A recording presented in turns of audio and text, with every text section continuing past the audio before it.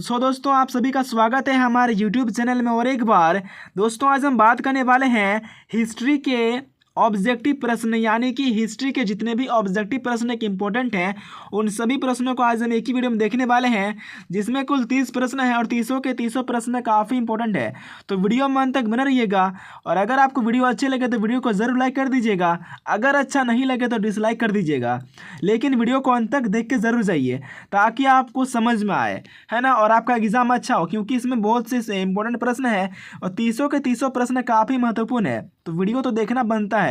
चलिए पहला प्रश्न स्टार्ट करते हैं। पहला प्रश्न आपका बोल रहा है कि मोहनजोदड़ो, है ना, यानी पहला प्रश्न स्टार्ट हो रहा है मोहनजोदड़ो से, है ना, कि मोहनजोदड़ो का उत्खनन किसने किया था, है ना। तो दोस्तों मोहनजोदड़ो का उत्खनन किसने कराया था? तो मोहनजोदड़ो का उत्खनन कराया था आर.डी. बनर्जी ने। चलिए दोस्तों आपका दूसरा प्रश्न क्या कह रहा है कि दोस्तों दूसरा प्रश्न बोल रहा है कि हल के साक्ष्य कहाँ से प्राप्त हुए हैं? तो दोस्तों हल के साक्ष्य जो है वो आपका कालीबंगा से प्राप्त हुआ है। कहाँ से दोस्तों? कालीबंगा से क्या हुआ है? हल का साक्ष्य प्राप्त हुआ है। चलिए अगला प्रश्न की ओर बढ़ते हैं।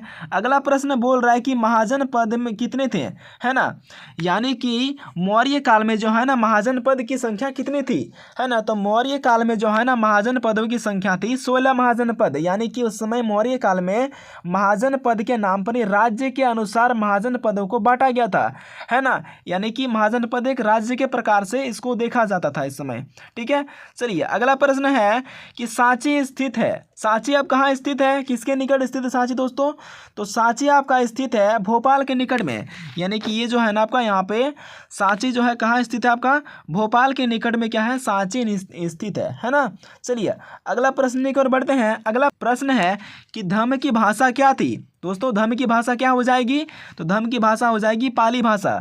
धम्म की भाषा क्या होगी दोस्तों? पाली भाषा।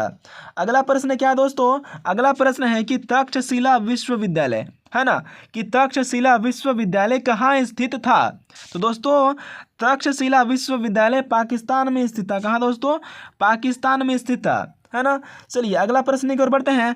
अगला प्रश्न बोल रहा है कि धर्म महामात्र की नियुक्ति किसने किया था? तो दोस्तों धर्म महामात्र की नियुक्ति किसने कराया था? अशोक ने, और जो है ना धर्म की शुरुआत भी अशोक ने ही किया था। चलिए अगला प्रश्न की ओर बढ़ते हैं। अगला प्रश्न दोस्तों क्या कह रहा है? मौर्य वंश के संस्थापक कौन थे? तो दोस्तों मौर्य वंश के संस्थापक कौन थे? तो मौर्य वंश के संस्थापक थे चंद्रगुप्त मौर्य। कौन थे दोस्तों? चंद्रगुप्त मौर्य। अगला प्रश्न है प्रश्न संख्या 9, बोल रहा है कि महात्मा बुद्ध का जन्म कहाँ हुआ था? तो दोस्तों महात्मा बुद्ध का जन्म लुम्बिनी में हुआ था। लुम्बिनी कहाँ पे है? लुम्बिनी एक जंगल का नाम है जो नेपाल में स्थित है, और नेपाल के इस स्थान में ही महात्मा बुद्ध का जन्म हुआ था। चीनी यात्री फाहियान भारत कब आया था? तो दोस्तों चीनी यात्री भारत जो है ना गुप्त काल में आया था। किस काल में आया दोस्तों? गुप्त काल में भारत आया था। चीनी यात्री फाहियान एक चीनी यात्री था। ठीक है, फाहियान क्या था? एक चीनी यात्री था जो गुप्त काल में भारत आया था। चलिए अगला प्रश्न की ओर बढ़ते हैं। अगला प्रश्न कह रहा है कि नयनार संत पूजा करते थे। तो दोस्तों नयनार संत जो है ना, संत किसकी पूजा करते थे उस समय? शिव जी की पूजा करते थे। चलिए अगला प्रश्न क्या दोस्तों कि बीजक में किसका उपदेश संग्रहित है? दोस्तों बीजक में जो है ना किसका उपदेश संग्रहित है? तो कबीर का। मीराबाई गुरु थे, यानी मीराबाई के गुरु कौन थे, है ना। तो मीराबाई के गुरु कौन थे? रैदास। कौन थे? रैदास। चलिए अगला प्रश्न की ओर बढ़ते हैं। अगला प्रश्न दोस्तों मेरा क्या कह रहा है यहाँ पे? अगला प्रश्न कह रहा है कि अकबर के वित्त मंत्री कौन थे, यानी अकबर के वित्त मंत्री कौन थे आपको बताना है। तो दोस्तों अकबर के वित्त मंत्री कौन थे? टोडरमल। कौन थे? टोडरमल। चलिए अगला प्रश्न की ओर बढ़ते हैं। तो दोस्तों यहाँ पे अगला प्रश्न यहाँ पे क्या कह रहा है आपका कि जाजिया कर किस लिए लिया जाता था, है ना। तो देखिए यहाँ पे प्रश्न कुछ और कह रहा है, ऑप्शन कुछ और दिया है। जिम्मियों से लिखा है, व्यापारियों से लिखा है, बुद्धिजीवियों से लिखा है, सैनिकों से लिखा है, यानी किससे लिया जाता था, लेकिन यहाँ पे होगा आपका गैर मुसलमानों से। दोस्तों जाजिया कर जो है ना गैर मुसलमानों से लिया जाता था। ठीक है, यहाँ पे ऑप्शन कुछ और है, प्रश्न भी कुछ और है। ऐसा होना चाहिए था कि जाजिया कर किससे लिया जाता था, है ना। तो जाजिया कर जो है ना गैर मुसलमानों से लिया जाता था। ठीक है, चलिए अगला प्रश्न की ओर बढ़ते हैं कि अकबर की राजधानी कहाँ थी? अकबर की राजधानी दोस्तों फतेहपुर सीकरी थी। कहाँ थी दोस्तों? फतेहपुर सीकरी थी। चलिए अगले प्रश्न की ओर बढ़ते हैं। अगला प्रश्न क्या है कि ब्रिटिश ईस्ट इंडिया कंपनी की स्थापना कब हुई थी, है ना। तो दोस्तों ब्रिटिश ईस्ट इंडिया कंपनी की स्थापना 1600 में हुई थी, है ना, यानी 31 दिसंबर सन 1600 में, है ना। आपको याद रखना है, अगर पूरा पूछ दे तो कंफ्यूज हो जाइएगा, है ना। तो आपको याद रखना है 31 दिसंबर सन 1600 में क्या हुआ था कि ब्रिटिश ईस्ट इंडिया कंपनी का स्थापना हुआ था। चलिए अगला प्रश्न की ओर बढ़ते हैं दोस्तों। अगला प्रश्न है मेरा, संथाल विद्रोह का नेतृत्वकर्ता कौन थे। तो दोस्तों संथाल के विद्रोह के नेतृत्वकर्ता कौन थे, सिद्धू कान्हू थे। कौन यहाँ पे अगला प्रश्न क्या कह रहा है कि 1857 का विद्रोह कहाँ से प्रारंभ हुआ है, यानी कहाँ से आरंभ हुआ है, ठीक है, आपको यहाँ बताना है। तो उत्तर हो जाएगा आपका मेरठ से। कहाँ से, मेरठ से। 1857 की जो विद्रोह की क्रांति थी ना, वो कहाँ से आरंभ हुई थी, वो आपका मेरठ से स्टार्ट हुई थी, ठीक है, आपको ये याद रखना है। चलिए अगला प्रश्न की ओर बढ़ते हैं। अगला प्रश्न क्या है कि बिहार के जगदीशपुर में 1857 की क्रांति का नेतृत्व किसने किया था, आपको इसमें बताना है दोस्तों। इसका जो है ना उत्तर हो जाएगा, यहाँ पे 4 प्रश्न है, मंगल पांडे, तात्या टोपे, कुंवर सिंह। तो किसने क्या था, वीर कुंवर सिंह ने, यहाँ कुंवर सिंह लिखा ना, वीर कुंवर सिंह हो, ठीक है, यानी उत्तर क्या हो जाएगा दोस्तों आपका कुंवर सिंह। चलिए अगला प्रश्न की ओर बढ़ते हैं। अगला कि धन प्रवाह का सिद्धांत किसने प्रतिपादित किया था, धन प्रवाह, है ना, धन प्रवाह का सिद्धांत किसने प्रतिपादित किया था दोस्तों, आपको बताना है। तो इसका उत्तर हो जाएगा दादा भाई नौरोजी ने। किसने क्या था, दादा भाई नौरोजी ने, है ना, आपको याद रखना है दोस्तों। चलिए अगला प्रश्न की ओर बढ़ते हैं। अगला प्रश्न क्या है कि भारत में रेलवे की शुरुआत कब हुई थी।